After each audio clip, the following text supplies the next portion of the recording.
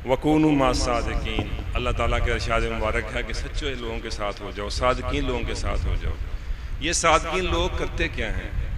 یہ کیا اللہ تعالیٰ نے جو حکم مالک ہے جس نے پوری مخلوق کو بنایا ہے، اللہ تعالیٰ اپنے بندوں کے پاس بندوں کو بھیجتا ہے، تو یہ کیا کرتے ہیں اللہ کے بندے؟ اصل میں اللہ کے بندے اللہ کے ساتھ بندے کو ملاتے ہیں۔ اللہ کے بندے جو ہیں وہ بندے کے اندر جو طریقیاں ہوتی ہیں اس کو نکال باہر کرتے ہیں، آہستہ آہستہ اس کے اندر سے جہالت دور کرتے ہیں،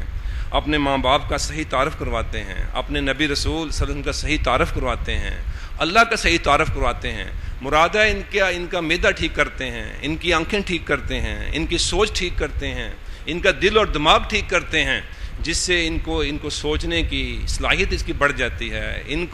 ان کو چیزیں پھر اور سے اور نظر آ رہی ہوتی ہیں۔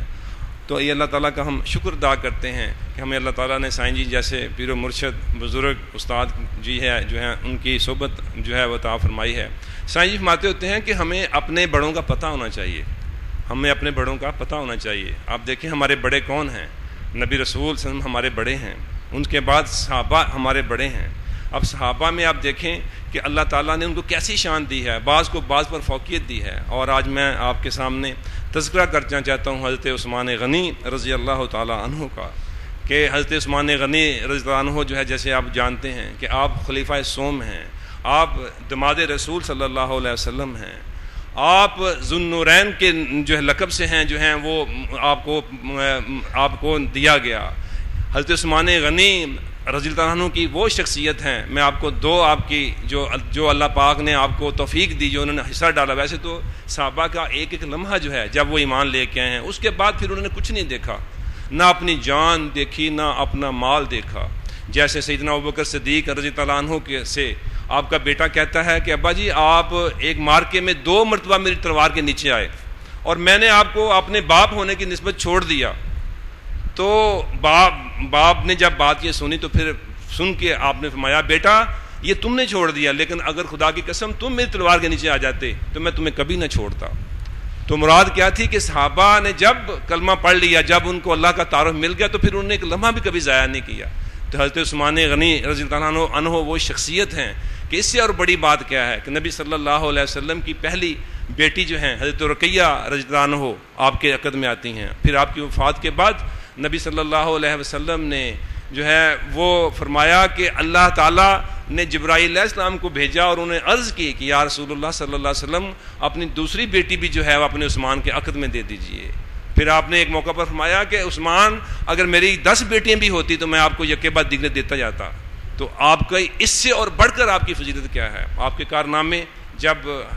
مسلمان جو ہیں نبی صلی اللہ علیہ وسلم جو ہیں وہ مکہ سے ہجرت کر کے مدینہ میں تشریف لے کے آتے ہیں تو آپ کو پتہ ہے پانی کی بڑی قلت تھی،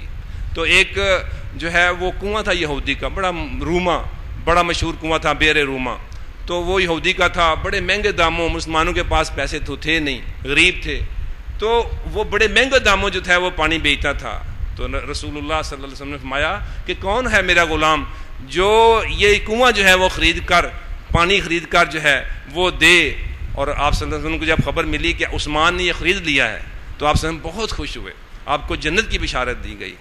اور پھر آپ دیکھیں کہ جب غزوہ تبوک کا وقت آتا ہے، اتنا لمبا سفر ہے اور تقریباً کم و بیش تاریخ میں آتا ہے کہ 40,000 سے لے کر 70,000 سب سے بڑا لشکر ہے۔ یہ 9 ہجری کا واقعہ ہے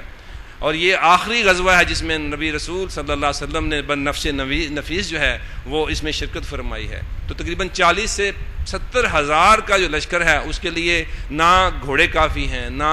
اونٹ کافی ہیں، نہ سامان کافی ہیں۔ تو اس میں بہت ساری روایتیں ہیں۔ تو حضرت عثمان غنی رضی اللہ عنہ نے جو ہے وہ تقریباً 950 اونٹ جو ہیں بمائے سامان لدے ہوئے جو ہے وہ پیش کیے اور بیش بہا جو ہے وہ نقد اشرفیاں سونا جو ہے پیش کیا۔ تو رسول اللہ سے ایک روایت میں آتا ہے کہ رسول اللہ صلی اللہ علیہ وسلم ممبر پر بیٹھے ہوئے ہیں اور وہ جو آپ نے جو اشرفیاں پیش کیں ان کو آپ ایک ہاتھ سے دوسرے ہاتھ سے ایسے کھیل رہے ہیں مگر آپ اپنے ہاتھوں میں لے رہے ہیں اور فرما رہے ہیں کہ عثمان اب تو جو بھی کرے جنت اللہ تجھ سے راضی ہے، جنت تجھ پر واجب ہے، تو جنتی ہے۔ تو صحابہ کی بڑی عظمت ہے، بڑی شان ہے۔ بدبخت ہیں وہ لوگ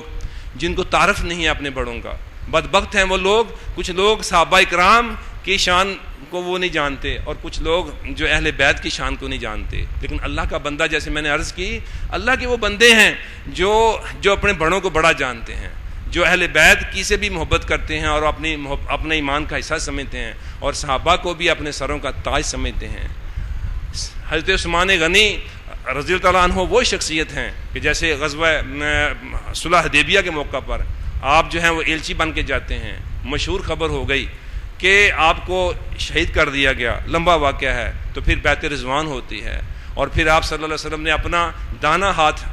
اپنا بایاں ہاتھ دانے ہاتھ میں دیا اور فرمایا کہ یہ عثمان کا ہاتھ ہے، اور پھر اس پر بیعت جو ہے وہ لی جاتی ہے۔ پھر آپ نے دعا کی کہ یا اللہ میرا عثمان جو ہے وہ تیرے راستے میں گیا ہے اور تیرے رسول کے راستے میں گیا ہے صلی اللہ علیہ وسلم، اور اس سے بڑی اور کیا شانیں ہیں ہم، اور آج کا کوئی بھی بڑا سے بڑا عالم کو کام کر لے اس کو یقین نہیں ہو سکتا، لیکن جس شخصیت کے بارے میں اللہ کے رسول صلی اللہ علیہ وسلم فرما دیں کہ اے اللہ میرا عثمان تیرے راستے میں گیا ہے اور تیرے رسول ان کے راستے میں گیا ہے، اس کی شان کا ہم کیا اندازہ کر سکتے ہیں۔ یہ اللہ کے بندے ہیں، اللہ کے بندوں کے پاس آنے والا کبھی محروم نہیں رہتا، کیونکہ ان کے پاس اللہ تعالیٰ نے محبت دی ہوتی ہے، علم دیا ہوتا ہے، حکم دیا ہوتا ہے۔ اللہ تعالیٰ سے دعا ہے کہ ہمیں اللہ تعالیٰ اپنے سائیں جی کی صحبت سے جو ہے وہ جیسے آج ہم فیض یاب ہو رہے ہیں، اللہ تعالیٰ ہمیں بھی اللہ اپنا بندہ بنا لے، اور ہم بھی دنیا کے اندر رہیں اور اپنا جو عبادت کا حق ہے، جو اللہ تعالیٰ جس کام کے لیے بھیجا ہے، اللہ تعالیٰ ہم سے دعا کرتے ہیں کہ سائیں جی کی صحبت میں ہم سارے وہ بن جائیں۔ اب میں سائیں سے درخواست کرتا ہوں ہماری تعلیم و تربیت فرمائیں۔